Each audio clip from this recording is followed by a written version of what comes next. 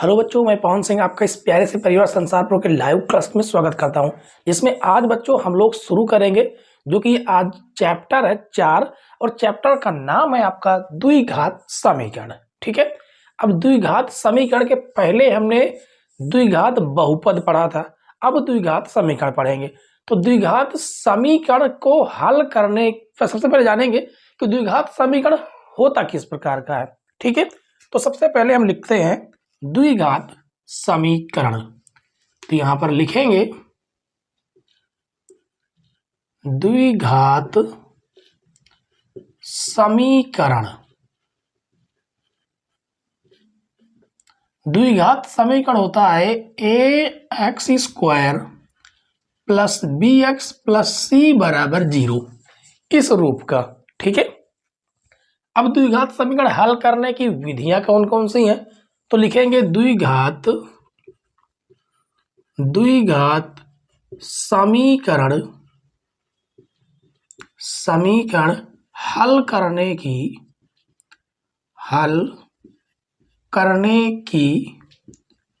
विधियां। तो आपके पास दो विधियां हैं। पहली विधि है आपकी गुणनखंड विधि द्वारा। पहली विधि है आपकी गुणनखंड विधि द्वारा। ठीक है, और दूसरी विधि आपके पास है कौन सी, द्विघातीय सूत्र द्वारा। ठीक है, द्विघातीय सूत्र जिसे हम कहते हैं दूसरे शब्दों में श्रीधराचार्य।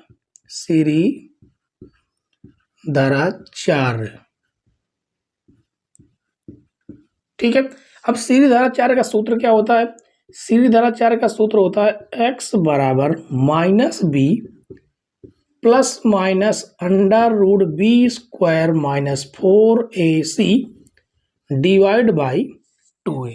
ठीक है, इसके बाद हम जानेंगे कि एक विविक्तिकर है आपका कौन सा। देखिए, ये आपका पहला नंबर हो गया। ठीक है, ये आपका दूसरा नंबर और ये इसके बाद आपका तीसरा नंबर। तो लिखेंगे विविक्तिकर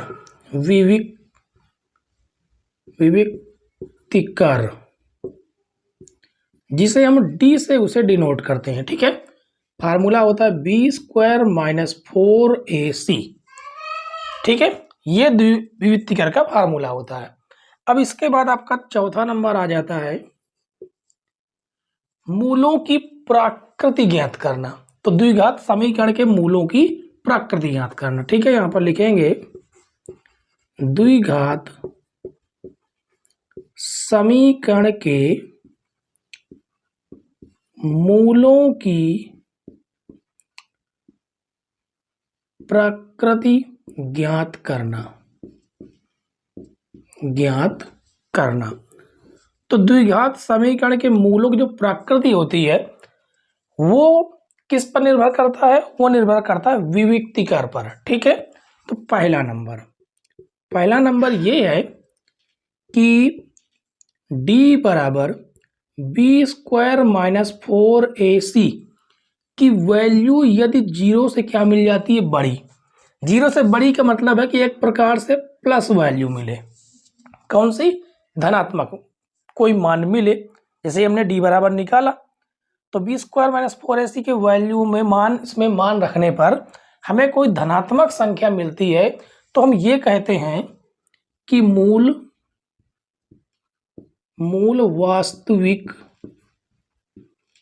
वास्तविक तथा अलग अलग प्राप्त होंगे। अलग क्या लिख गया, अलग अलग प्राप्त होंगे।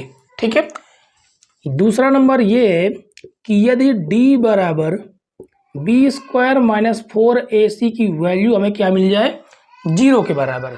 ठीक है, क्या मिल जाए, 0 बराबर मिल जाए, तो हमें क्या होगा, मूल वास्तविक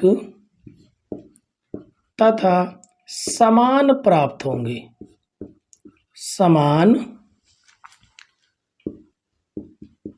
प्राप्त होंगे। ठीक है।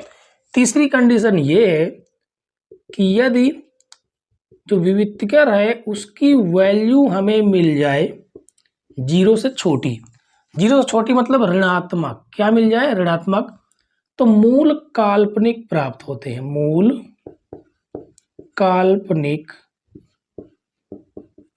प्राप्त होंगे। ठीक है। इतनी सी बात है और इतने से ही आपका चैप्टर पूरी तरह से समाप्त हो जाएगा बच्चों। ठीक है। एक बार दोबारा देख लीजिए, द्विघात समीकरण जो होता है b square minus b square a x square plus b x plus c बराबर 0। आपने इसके पहले द्विघात बहुपद पढ़ा था, वहां पर आपका क्या होता था, द्विघात बहुपद द्विघात समीकरण में क्या अंतर हो, देखिए, द्विघात बहुपद, द्विघात बहुपद आपका रहता था एफ एक्स बराबर a x square plus b x plus c, ये ठीक, ये द्विघात बहुपद है।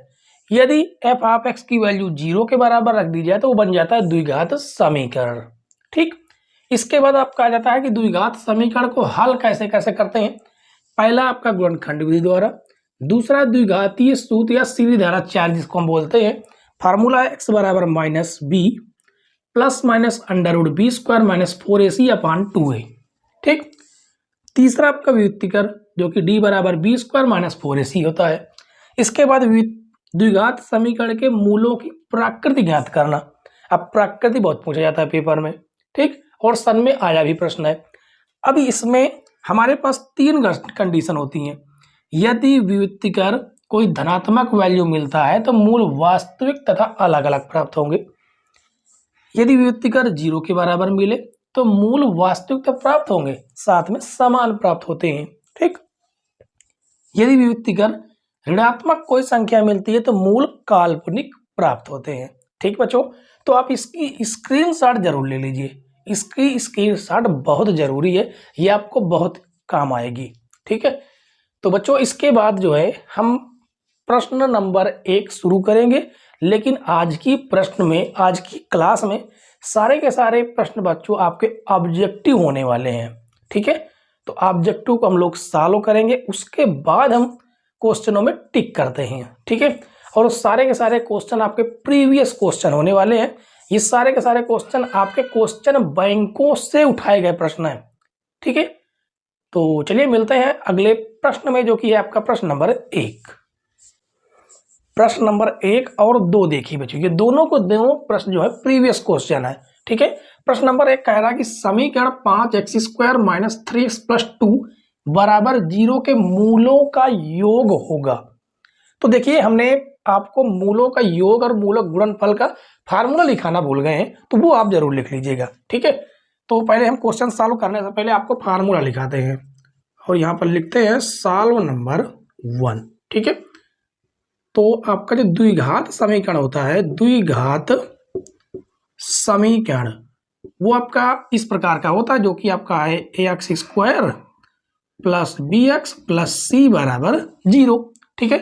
तो यहां पर लिखेंगे मूलों का योग, मूलों का योग या योग फल भी आप बोल सकते हैं, एक ही बात है, जिसे हम शॉर्टकट में बोलते हैं अल्फा प्लस बीटा।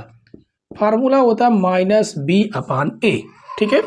और मूलों का गुणनफल, मूलों का गुणनफल, गुणनफल जो कि होता है अल्फा इंटू बीटा, और फार्मूला होता है सी अपान ए।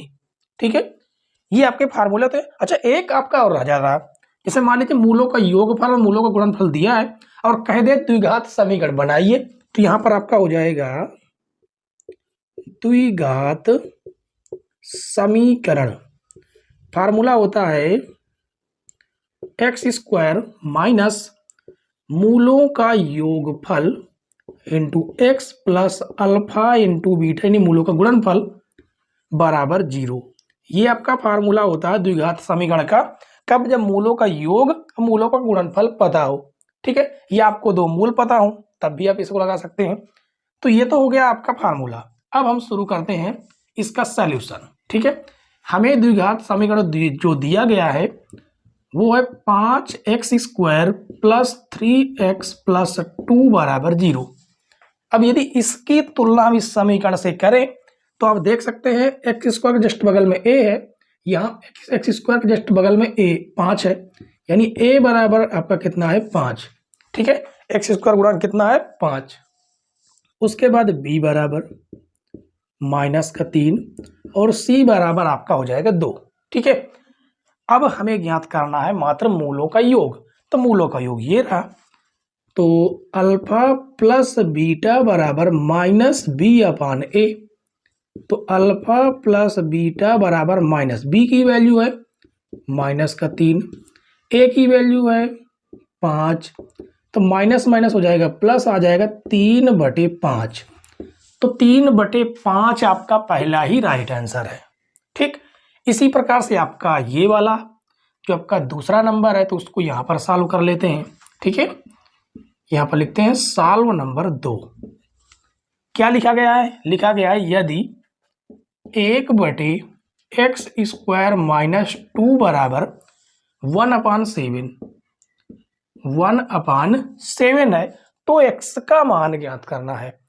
अब इसका हम तिर्यक मल्टीप्लाई करेंगे तो 7 बराबर x² माइनस 2, ये माइनस से प्लस में आएगा तो 7 + 2 बराबर x²। तो 7 और 2 9 हो जाएगा x²।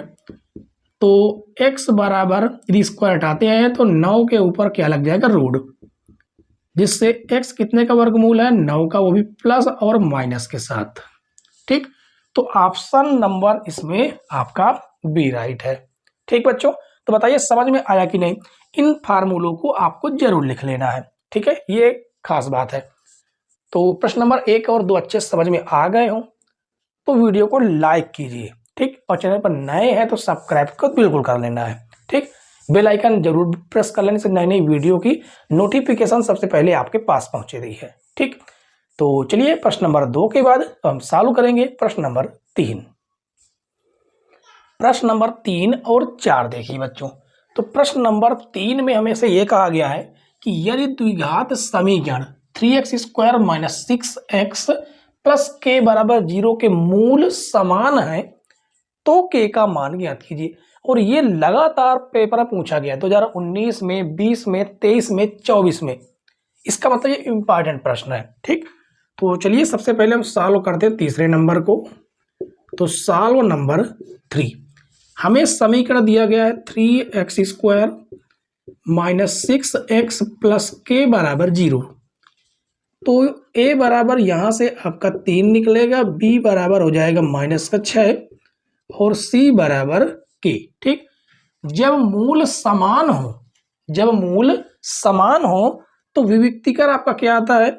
विविक्तिकर आपका आता है कि b² माइनस 4ac बराबर 0। ठीक, विविक्तिकर क्या आता है 0 के बराबर। तो रखते हैं b की वैल्यू -6 का होल स्क्वायर, 4a की वैल्यू 3, c की वैल्यू k बराबर 0। तो -6 का स्क्वायर हो जाएगा 36 और 4 होते हैं 12, k बराबर 0। ये धन से ऋण में जाएगा तो -12 के बराबर -36, माइनस से माइनस कटेगा 12 का नाम 12, 12 × 36, यानी k बराबर कितना आ गया? k बराबर आपका आ गया 3। तो विकल्प नंबर ए आपका राइट है। ठीक, इसके बाद आपका चौथा नंबर देखिए। तो यहाँ पर लिखेंगे सॉल्व नंबर 4। क्या लिखा गया? समीकरण 3x² minus 3 minus 2x plus 1/3 बराबर 0 का विविक्तिकर है। इसमें विविक्तिकर ही निकालना है। ठीक, तो हमें जो समीकरण दिया गया उसको पहले लिखते हैं 3x² माइनस का 2x प्लस का 1/3 बराबर 0। a बराबर दिया गया 3, b बराबर -2 और c बराबर 1/3। ठीक है, हमें निकालना है विविक्तिकर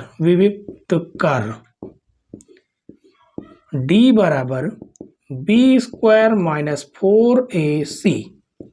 तो b की वैल्यू -2 का स्क्वायर 4, a की वैल्यू 3 है, c की वैल्यू 1/3 है।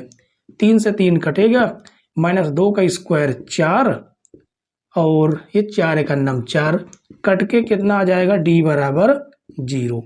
तो व्युत्तिकर क्या आया है, व्युत्तिकर आया बच्चों 0। ठीक, यानी विकल्प नंबर इसका भी राइट है। तो तीसरा और चौथा दोनों का एक ही ऑप्शन है, ऑप्शन नंबर ए। ठीक, तो पहले पेपर में आपको क्वेश्चनों को सॉल्व करना है इस प्रकार, उसके बाद आपको टिक करना है कौन सा विकल्प सही है, उसका गोला भरना है। ठीक है बच्चों, तो चलिए अब प्रश्न नंबर 4 के बाद हम लोग सॉल्व करेंगे प्रश्न नंबर 5। प्रश्न नंबर 5 और 6 देखिए बच्चों, ये दोनों के दोनों प्रश्न आपके द्विघात समीकरण को गुणनखंड विधि से हल करने वाले सवाल हैं। ठीक है, तो इसमें क्या कहा गया 5 नंबर में कि गुणनखंड विधि द्वारा x² बराबर 11x - 28 का हल है। अब ये आपके 4 विकल्प हैं, इन 4 विकल्पों में से कोई ना कोई आपका एक विकल्प सही होगा। ठीक, तो सबसे पहले हम 5 नंबर को सॉल्व करेंगे, तो लिखेंगे सॉल्व नंबर 5। हमें क्वेश्चन दिया गया है x² बराबर 11x - 28। तो आपको पता है कि द्विघात समीकरण किस प्रकार का होता है, बराबर में 0 होना चाहिए, तो धन से ऋण में आएगा और ये ऋण से धन में आ जाएगा, बराबर 0। जोड़ने पर 11 आना चाहिए, गुणा करने पर यहाँ पर एक इसका क्या होता है, इसका x² का एक जो है वो क्या है, गुणनखंड एक प्रकार से हम बोल सकते हैं। ठीक है, या गुणांक बोल सकते हैं। तो इसका गुणा पहले आगे करते हैं, तो 28 एक अन्नम 28, तो 28 का आपको इस प्रकार करना है गुणनखंड कि जोड़ने पर 11 आ जाए और गुणा करने पर 28 आ जाए। तो 7 4 11 और 7 चौको 28 हो जाता है।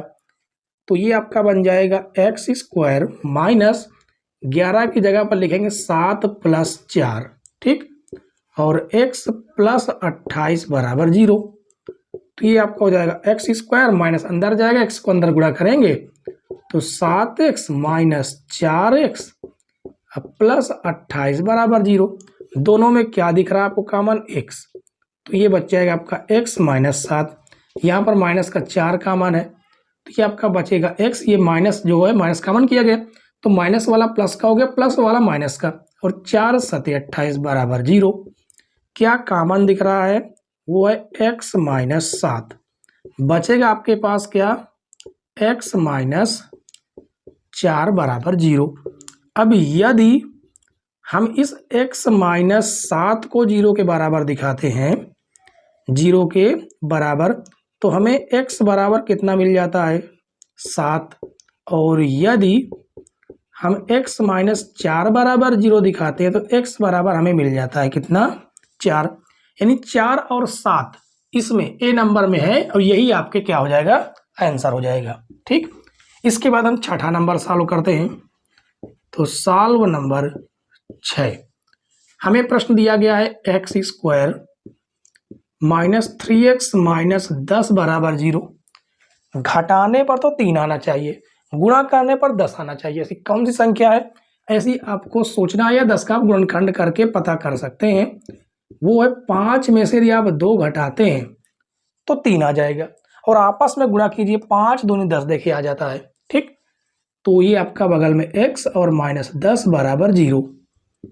तो ये हो जाएगा x² माइनस अंदर जाएगा, चिन्ह बदलेगा, x का अंदर गुणा करेंगे तो ये हो जाएगा 5x + 2x - 10 बराबर 0। तो यहाँ से आप देखें तो x आपको कॉमन दिख रहा है, तो ये बचेगा x - 5। यहाँ पर प्लस का 2 मात्र कॉमन है, तो ये हो जाएगा x - 2 × 5 = 10 बराबर 0। अब क्या आपको कॉमन दिख रहा x - 5 बच जाता है x + 2 बराबर 0। अब यदि हम x - 5 बराबर 0 दिखाते हैं, तो x बराबर हमें मिल जाता है 5, और यदि हम x + 2 बराबर 0 दिखाते हैं, तो x बराबर हमें -2 मिल जाएगा। तो 5 और -2 किस में है, 5 - 2 ये रहा, ऑप्शन नंबर बी आपका राइट है। ठीक है, तो आपको तुक्केबाजी नहीं करना है पेपर में, आपको पहले क्वेश्चन को रफली सॉल्व करना है, उसके बाद गोला भरना है ABCD में से कौन सा विकल्प आपका सही है। ठीक है, तो उम्मीद है प्यारे बच्चों कि 1 से 6 तक के सारे क्वेश्चन डाउट सहित आपको पूरी तरह से कंप्लीट समझ में आ रहे होंगे। ठीक है, समझ में आ रहा है तो वीडियो अब तो आप लोग लाइक कर दीजिएगा यदि अभी तक आपने नहीं किया है तो, और अभी तक यदि आपने सब्सक्राइब नहीं किया तो चैनल को सब्सक्राइब कर लीजिए। ठीक, तो चलिए बच्चों, प्रश्न नंबर 6 के बाद अब हम फाइनल सॉल्व करेंगे प्रश्न नंबर 7। प्रश्न नंबर 7 और 8 देखिए बच्चों। प्रश्न नंबर 7 कहा गया यदि समीकरण x² - 4x + k = 0 का एक मूल 6 है तो k का मान होगा। अब ये आपका प्रीवियस क्वेश्चन 2019, 23, 24 से पूछा गया प्रश्न है। ठीक है, तो हमसे क्या कहा गया है, पहले हम सॉल्व करते हैं प्रश्न नंबर 7 को। ठीक है, हमें ये दिया गया है कि x² - 4x + k = 0 का एक मूल 6 है।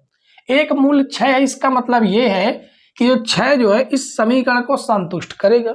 इसका मतलब ये है कि x बराबर ये क्या है, 6, मतलब x का एक ये मान है, एक मूल है। ठीक, तो जहां भी आपको x दिख रहा है वहां पर आपको 6 रख देना है बस, और k की वैल्यू निकाल लेना है। तो ये हो जाएगा 6², यहाँ पर लिख देते हैं रखने पर, और ये हो जाएगा 4 × 6 + k = 0। तो 6 का स्क्वायर हो जाएगा 36, और 6 चौको 24 + k = 0। घटाएंगे 6 में से 4 जाएगा 2, 3 में से 2 जाएगा 1, + k = 0। तो k बराबर आएगा -12, तो -12 आ गया, और विकल्प नंबर आपका A राइट है बच्चों। ठीक, अब हम सॉल्व करते हैं 8वां नंबर। तो सॉल्व नंबर 8, यहां पर दिया गया यदि समीकरण x² -